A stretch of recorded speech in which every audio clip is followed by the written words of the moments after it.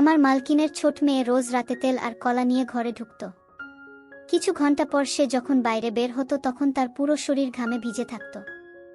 এই কাজটা সে বাড়ির সকলকে লুকিয়ে করত, কিন্তু আমি সবটাই দেখতে পেতাম, কারণ ওই সময় আমি রান্নাঘরে কাজ করতাম। এটা তো রোজকার ঘটনা ছিল। ও তেল আর কলা নিয়ে কি করত এটা জানার জন্য একদিন আমিও ঘরে লুকিয়েছিলাম। কিছুক্ষণ আগেও ঘরে ঢুকেছে। এরপর আমি যা দেখলাম সেটা দেখে তো আমার পায়ের তলা থেকে মাটি সরে গেল। কারণ আমার নাম রানী। আমার জন্ম এক দরিদ্র পরিবারে। আমার মা বাবা অন্য লোকের খেতে কাজ করে। দুবেলা দুমুঠো অন্ন জোটাতে আমি আমার বাবা মায়ের একমাত্র সন্তান ছিলাম। টাকা পয়সার অভাবে তারা আমাকে লেখাপড়া শেখাতে পারেনি। আমাদের কোনোরকমে দিন কাটত। আমার বয়স ছিল 10 বছর। বাবা মাকে সারাদিন কাজ করতে দেখে আমার খারাপ লাগত, আর তাই আমিও ওদের সাথে কাজ করতে চলে যেতাম। কিছুদিন পর বাবার শরীর খুব খারাপ হয়। আমরা উনাকে হাসপাতালে নিয়ে যাই। সেখানে ডাক্তার আমাদের 1000টা খরচার কথা বলে আমাদের কাছে এত টাকা ছিল না। তাই মা জমিদার বাবুর কাছে যায়, যার খেতে আমরা কাজ করতাম। মা জমিদার বাবুর কাছে আঁচল পেতে ভিক্ষা চায়, কিন্তু জমিদার বাবু এত টাকা দিতে রাজি হন না। ওনার কাছে এই কটা টাকা দেওয়া কোনো ব্যাপার নয়, কিন্তু তাও উনি কোনো সাহায্য করলেন না। টাকার অভাবে আমার বাবা ঠিক করে চিকিৎসা হলো না, আর উনি আমাদের ছেড়ে চলে যান। এখন আমাদের মাথার উপর থেকে ছাতা সরে গেছিল। আমাদের সাহায্য করার মতো কেউ ছিল না। কোনো রকমে আমি আর মা নিজেদেরকে সামলে আবার সাধারণ জীবন যাপন শুরু করলাম। আমরা সারাদিন খেতে কাজ করে নিজেদের পেট চালাতাম। ভেতরে ভেতরে আমার জমিদার বাবুর উপর খুব রাগ ছিল, কিন্তু আমার কিছু করার ছিল না। একদিন শহর থেকে কিছু ধনী লোক আসে। তারা জন্মদিন পালন করার জন্য গরিবদের ভোজ খায়। আমরা তো এটাও জানতাম না যে আমাদের জন্মদিন কবে, কিন্তু বড়লোকদের ভোজ খেয়ে আমরা তাদেরকে আশীর্বাদ করি। এইভাবে বেশ কিছুদিন চলল। হঠাৎ একদিন মাও এই পৃথিবী ছেড়ে চলে গেল। মা আমার শেষ আশ্রয় ছিল। এখন আমার কেউ নেই। আমি খুব ভেঙে পড়েছিলাম। এই অবস্থায় আমার কাকা কাকিমা আমাকে তাদের বাড়িতে নিয়ে যায়, কিন্তু কাকা কাকিমা কখনোই নিজের মা বাবা হয়ে উঠতে পারে না। এই কথাটা আমি তাদের বাড়িতে পা রাখার পরেই বুঝতে পেরেছিলাম। তারা তাদের নিজের মেয়েকে ভালো খাবার দিত, ভাল জামাকাপড় দিত, আর আমাকে দিয়ে বাড়ির সব কাজ করাতো। আমার সাথে ভালো করে কথা বলা তো দূরে থাক, আমার দিকে ফিরেও তাকাতো না। কিন্তু আমি এটাকে নিজের ভাগ্য মনে করে মেনে নিয়েছিলাম। একদিন আমি যখন বাসন ছিলাম তখন কাকা শহর থেকে ফিরে আসেন। এসে আমাকে বলেন যে শহরে একটা বাড়িতে কাজের মেয়ে দরকার, আমরা বরং রানীকে সেখানে কাজ করতে পাঠিয়ে দিই। রানী ওখানে কাজ করবে আর আমাদের হাতে টাকা আসবে। আমার কাকিমা এই কথাটা শুনে খুব খুশি হন। আর হবেন নাই বা কেন, কিছু না করে টাকা পাওয়া যাবে। পরের দিন কাকা আমাকে শহরে নিয়ে আসেন আর একটা বড় বাড়িতে নিয়ে যান, যেখানে একজন মহিলা তার 2 কন্যার সাথে বসেছিল। ঢাকা ওনাকে নমস্কার করেন আর আমার দিকে ইশারা করে বলেন যে আজ থেকে আপনার বাড়ির সব কাজ এই মেয়েটা করবে। আমি ওকে সকালে এখানে দিয়ে যাব আর বিকেলে ফেরত নিয়ে যাব। সেই মেম সাহেব আমার দিকে তাকিয়ে জিজ্ঞাসা করেন যে আমি তার বাড়ির সব কাজ করতে পারব কিনা। আমি মাথা নাড়লাম। আমি জানতাম যে এত বড় বাড়ির কাজ একা হাতে সামলানো খুব একটা সহজ হবে না, কিন্তু আমার রাজি হওয়া ছাড়া আর কোনো উপায়ও ছিল না। কাকা কাকিমার ভয়ে আমাকে রাজি হতে হয়। সেই মালকিন আমাকে সব কাজ বুঝিয়ে দিল আর আমি রান্নাঘরে কাজ করতে শুরু করলাম। আমি সারাদিন কাজ করতাম আর রাতে কাকা আমাকে বাড়িতে নিয়ে যেত। বাড়ি গিয়ে শুকনো রুটি খেয়ে গরমের মধ্যে ঘুমিয়ে পড়তাম। পরের দিন সকালে কাকা আমাকে আবার মালকিনের বাড়িতে নিয়ে আসত। কিছুদিন এভাবেই চল। একদিন মালকিনের বাড়িতে অনেক অতিথি আসে, তাই কাজও অনেক বেড়ে যায়। সেজন্য মালকিন আমাকে বাড়ি পাঠায় না। উনি আমার কাকাকে বলেন যে যতদিন আমার অতিথিরা এই বাড়িতে আছে ততদিন রানীকে এখানে থাকতে দিন, কারণ রাতে সবাই দেরি করে খায়, তাই কাজও অনেক বেড়ে যায়। কাকা আমাকে না নিয়ে বাড়ি ফিরে গেল। আমি অনেক রাত অবধি কাজ করতাম আর মালকিন তার বাড়িতে থাকার জন্য আমাকে একটা ঘর দিয়েছিলেন। কাকা কাকিমার বাড়িতে থাকার থেকে আমার এখানে থাকতে বেশি ভাল লাগত, কারণ এখানে আমি ভালো খাবার পেতাম আর আমার শোবার ঘরে পাখা ছিল, তাই আমাকে আর গরমের মধ্যেই ঘুমাতে হতো না। কিন্তু আমি যখনই মালকিনকে তার মেয়ের সাথে দেখতাম তখনই আমার নিজের মায়ের কথা মনে পড়ে যেত। এইভাবে কয়েকটা দিন কেটে গেল। মালকিনের অতিথিরা ফিরে গেল, কিন্তু মালকিন আমাকে বাড়ি পাঠালেন না। তিনি আমার কাকাকে পরিষ্কার করে বলে দিলেন যে রানী এখন থেকে এখানেই থাকবে। মালকিন আর তার ছোট মেয়ের সাথে আমার ভালো সম্পর্ক গড়ে উঠেছিল। উৎসবের দিন মালকিন আমাকে নতুন জামা কাপড় দিতেন না। ছোট মেয়েটি খুব ভালো ছিল, আমার সাথে খোলা মনে মিশত। কিন্তু ওনার বড় মেয়েটি একটু রাগী ছিল। সে আমার সাথে বাড়ির কাজের লোকের মতো ব্যবহার করত আর আমার সাথে ঠিক করে কথাও বলতো না। একবার মালকিন আর তার মেয়েদের একটা বিয়ের ফাংশনের জন্য 2 দিন বাড়ির বাইরে থাকতে হয়।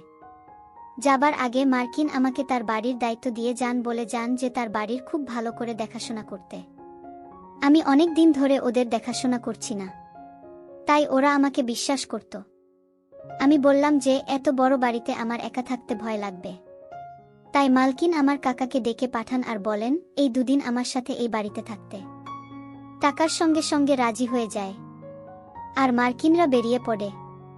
আমি কাকার আর আমার খাবার বানালাম আর খেয়ে শুয়ে পড়লাম। রাত 12টার সময় কাকা ঘুম থেকে উঠে ঘরের দরজা খুলে বাইরে বেরিয়ে গেল। দরজা খোলার আওয়াজে আমার ঘুম ভেঙে যায়। ভাবলাম কাকা হয়তো জল খেতে রান্নাঘরে গেছে। কিন্তু বেশ কিছুক্ষণ পরে যখন উনি ফেরত এলেন না, তখন আমি কাকা কি করছে দেখার জন্য ঘরের বাইরে বেরিয়ে গেলাম। আরে কাকাকে এধার ওধার খুঁজতে লাগলাম। হঠাৎ আমি মালকিনের ঘর থেকে একটা শব্দ শুনতে পাই। আমি মালকিনের ঘরে উকি মেরে দেখি ওখানে আমার কাকা মালকিনের আলমারিতে কিছু একটা খুঁজছে। আমি জিজ্ঞেস করলাম কি খুঁজছো কাকা? কাকা একটু ঘাবড়ে গিয়ে বলে কিছু না, এমনি আলমারিটা দেখছিলাম, কত সুন্দর আলমারি।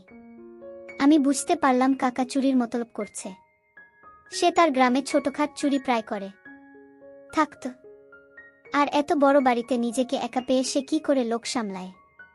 কিন্তু আমি চাই না যে কাকা এরকম কিছু করুক, কারণ আমি মালকিনের বিশ্বাস ভাঙতে চাই না।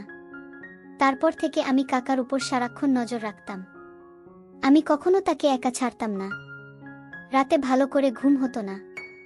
এইভাবেই তো দিন কেটে গেল আর মালকিন আর তার মেয়েরা বাড়ি ফিরে এল। ওরা ফিরে আসার পর কাকা বাড়ি ফিরে গেল। মালকিন আমার জন্য কিছু জামাকাপড় নিয়ে এসেছিল, যেগুলো পেয়ে আমি খুব খুশি হলাম। একদিন রাতে যখন আমি রান্নাঘরে কাজ করছিলাম, তখন আমি মালকিনের ছোট মেয়েকে তার ঘরে তেল আর কলা নিয়ে যেতে দেখি। সে চোরের মতো লুকিয়ে লুকিয়ে তার ঘরের দিকে গেল যাতে কেউ তাকে দেখে না ফেলে। আমার একটু অদ্ভুত লাগলো, যদি তেল আর কলা নিয়ে কি করবে। মালকিনের সামনে কিছু বছর আগেই মারা গিয়েছিলেন। তারপর থেকে উনি তার 2 মেয়ের সাথে একাই থাকেন। নিজেদের ব্যবসা থাকার জন্য ওনাদের কখনো টাকা পয়সার অভাব হয়নি। আমি অন্য দিদির ব্যাপারটা এড়িয়ে গেলাম। ভাবলাম পড়াশোনা জানে, আমি হয়তো কিছু একটা করছে। তার বন্ধুরা রোজ বাড়িতে আসতো আর ওরা সবাই মিলে কিছু একটা প্র্যাকটিক্যাল করত।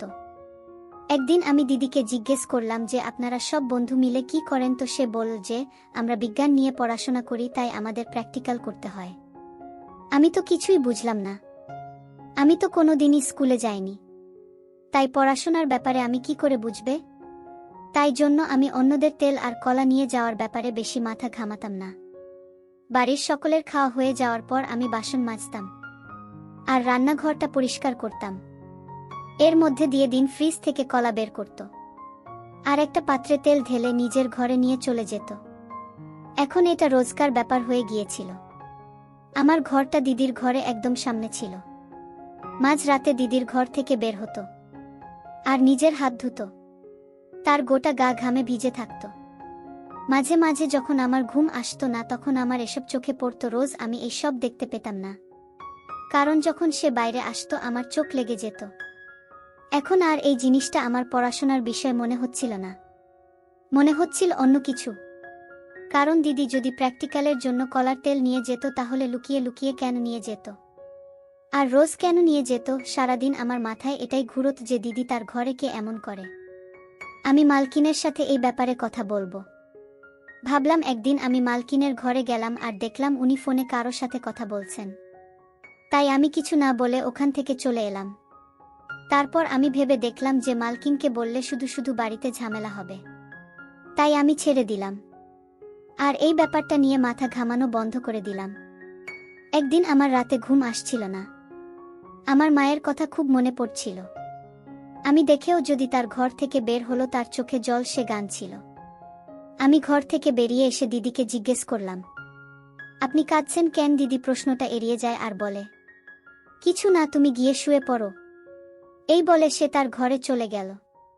আমার এই চিন্তায় সারা রাত তো ঘুমই হলো না। ভাবতে লাগলাম যে কি এমন হল যে সব সময় হাসি খুশি থাকা যদি এত রাতে কাঁদতে কাঁদতে ঘর থেকে বেরিয়ে এলো। সারাদিন আমার মাথায় এটাই চলতে লাগলো, অন্য দিদির তেল আর গলা নিয়ে ঘরে যাওয়া, মাঝ রাতে ঘর থেকে বেরিয়ে এসে হাত ধোয়া, সারা গা ঘামে ভিজে থাকা, তারপর এক রাতে কাঁদতে কাঁদতে ঘর থেকে বেরিয়ে আসা। আর সব থেকে বড় কথা, এই সব কাজ লুকিয়ে করা।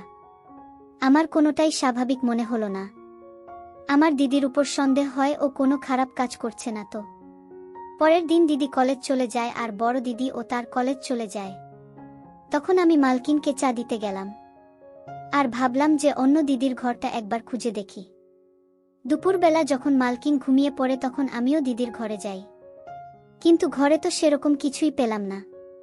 সব জিনিস ঠিকভাবে রাখা ছিল। আমি দাঁড়িয়ে সে ভাবতে লাগলাম যে আসল ঘটনাটা কি। তখনই অন্য দিদি আর বড় দিদি কলেজ থেকে ফিরে আসে। আমি তাদের জন্য খাবার বানিয়ে দিলাম, কিন্তু ও যদি খেতে চাইল না। সকালেও সে ঠিক করে জলখাবার খায়নি। আমি অনেকবার করে বললাম দিদি খাবারটা খেয়ে নাও, কিন্তু সে রেগে যায় আর আমিও চুপ করে যাই। কিছুক্ষণ পর আমি ভাবলাম যে দিদিকে একবার জিজ্ঞাসা করি তার কিছু হয়েছে, কিন্তু তারপর মনে হলো যদি সে রেগে যায়, আমারও যদি জন্য চিন্তা হয়। আমি যবে থেকে এই বাড়িতে এসেছি দিদি একবার ওনাকে বুঝতে দেয়নি যে আমি বাড়ির কাজের মেয়ে। সে আমায় কাটার আগের থেকে অনেক বেশি যত্ন করেছে। কিছুক্ষণ পর আমার মাথায় একটা বুদ্ধি আসে, আমি যদি আজ অন্যদের ঘরে লুকিয়ে থাকে তাহলে আমি সবটা জানতে পারবো। আমি রাতে সবাইকে খেতে দিলাম, কিন্তু নিজে কিছু না খেয়ে দিদির ঘরে গিয়ে একটা কোণায় লুকিয়ে পড়লাম। আমি এমন সময়ে তার ঘরে ঢুকলাম যখন সে রান্নাঘরে তেল আর কলা নিতে গিয়েছিল। আমি লুকিয়ে লুকিয়ে দেখলাম যে দিদি তার ঘরে এলো আর ঘরের পিছনের দরজা খুলে দিল। আমার মনে পড়ল যে সেদিন যখন আমি দিদির ঘরে এসেছিলাম তখন এই দরজাটা আমার চোখে পড়েনি। হয়তো দরজাটার সামনে পর্দা লাগানো ছিল, তাই আমার চোখে পড়েনি। তারপর আমি দেখলাম যে দিদি দরজা দিয়ে একটা মানুষকে ভিতরে ঢোকাল। আর তারপর যেটা হলো সেটা দেখে তো আমার পায়ের তলা থেকে মাটি সরে গেল। তখন হঠাৎ আমার হাতের চিহ্নটা, যেটা আমার মা মেলা থেকে কিনে দিয়েছিল, সেটা খুলে মাটিতে পড়ে যায়। সেই আওয়াজ শুনে দিদির মনে হলো যে তার ঘরে আরও কেউ আছে। সে উঠে তার ঘরটা খুঁজে দেখতে লাগলো। আর তখনই একটা কোণা সে আমাকে দেখতে পেল। দিদি আমাকে দেখে ঘাবড়ে গেল আর রেগে গিয়ে বলল, তুমি এখানে কি করছো? এভাবে লুকিয়ে আছো কেন? দিদি রাগ দেখে আমি একটু ভয় পেলাম। বললাম, আমাকে ক্ষমা করবেন দিদি, আমি কোনো খারাপ উদ্দেশ্য নিয়ে এই ঘরে আসিনি। আমার আপনার জন্য চিন্তা হচ্ছিল, কারণ আজকাল আপনি ঠিক করে খাবার খান না, আর সেদিন তো আপনি কাঁদতে কাঁদতে ঘর থেকে বেরিয়ে গিয়েছিলেন। তারপর অন্য দিদি আমাকে সবটা খুলে বলল সে কোনো ভুল কাজ করছে না, বরং একটা মানুষের উপকার করছে। দিয়ে ওই লোকটার দিকে ইশারা করে বলেন, তিনি আমার দাদু হন। আমার বাবা মারা যাওয়ার পর আমার মা ওনাকে বাড়ি থেকে বার করে দিয়েছিল। তারপর থেকে উনি একটা মন্দিরে থাকেন, কিন্তু আমি এটা সহ্য করতে পারতাম না। আমি এই ব্যাপারে মায়ের সাথে কথা বলার চেষ্টা করেছিলাম, কিন্তু মা আমাকে খুব বকা দিয়েছিল। তাই আমি একটা প্ল্যান বানাই। আমি রাতে দাদুকে আমার ঘরে নিয়ে আসি আর সকাল হলে ওনাকে পিছনের দরজা দিয়ে বার করে দিই। আমি দিদিকে জিজ্ঞাসা করলাম যে সে তেল আর কলা নিয়ে কি করে। দিদি বলল যে দাদুর লিভারের সমস্যা আছে, তাই সে বেশি খাবার খেতে পারেন না, তাই উনি একবেলা খাবার খান। সকালে কলেজে যাওয়ার সময় আমি ওনাকে খাবার খাইয়ে দিয়ে যাই। রাতের বেলা উনি কিছুই খান না, তাই আমি ওনাকে ফল খাওয়াতে শুরু করি। আর কলা ওনার সব থেকে প্রিয় ফল, তাই আমি রোজ রাতে ওনার জন্য কলা নিয়ে আসি। আমি এইসব লুকিয়ে করি যাতে আমার মা আর দিদি কিছু জানতে না পারে। আর দাদুর হাঁটুতে খুব ব্যথা, তাই আমি রোজ তেল নিয়ে আসি ওনার হাঁটুতে মালিশ করার জন্য। অনেকক্ষণ ধরে মালিশ করার পর আমার গা ঘামে ভিজে যায় আর আমি বাইরে হাত ধুতে যাই। সেদিন আমার দাদুর শরীরটা ভালো ছিল না, তাই আমার চোখে জল চলে এসেছিল। দিদির কথা শুনে আমার মনের সব আশঙ্কা দূর হয়ে যায়। আমি চুপচাপ নিজের ঘরে ফিরে আসি। ঘরে এসে আমি ভাবতে লাগলাম যে আমার মালকিন এতটা নিষ্ঠুর কি করে হতে পারে যে তারা অসুস্থ শ্বশুরমশাইকে বাড়ি থেকে বার করে দেন। কিন্তু তার সাথে সাথে আমার কোনো নদীর উপর গর্ব হয়। আজকালকার দিনে বড় মনের মানুষ খুব একটা দেখা যায় না, আর অন্যদের মনটা খুব বড় ছিল। এই সমাজটা বড্ড নিষ্ঠুর হয়ে গেছে। তারা বয়স্ক মানুষদের বাড়ি থেকে বার করে দিচ্ছে। আগে ভালো করে বুঝতে পারলাম যে মানুষ অন্যের কষ্ট বোঝে না, যখন সেই কষ্ট সে নিজে অনুভব করে তখনই তার মর্ম বোঝে।